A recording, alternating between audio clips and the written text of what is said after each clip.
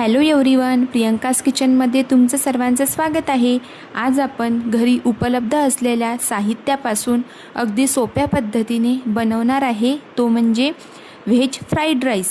चला मग कसा बनवायचा ते बघूया। सर्वप्रथम 1 वाटी बासमती तांदूळ स्वच्छ धुवून तो अर्धा तास भिजत ठेवावा। त्यानंतर गॅसवर एका भांड्यात पाणी गरम करून त्यामध्ये अर्धा चमचा मीठ टाकून त्याला उकळी आली की भिजवलेला बासमती तांदूळ टाकून तो मोकळा शिजवून घ्यावा।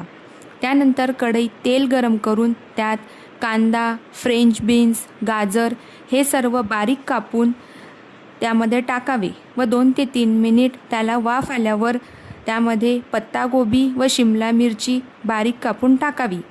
ते 2 ते 3 मिनिट शिजल्यानंतर त्याच्यात 2 छोटे चम्मच सोया सॉस टाकून त्यामध्ये शिजवलेला भात टाकून व त्यावर फ्राईड राईस मसाला टाकून तो हलक्या हाताने मिक्स करावा, जेणेकरून भाताचे दाणे तुटणार नाहीत व झाकण ठेवून 1 मिनिट वाफ येऊ द्यावी।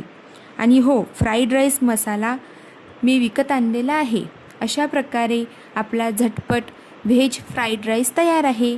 वरून चिरलेली कांद्याची पात टाकून गरम गरम सर्व करा। आणि जर तुम्हाला हा व्हिडिओ आवडला असेल तर लाईक अँड सबस्क्राईब नक्की करा। धन्यवाद।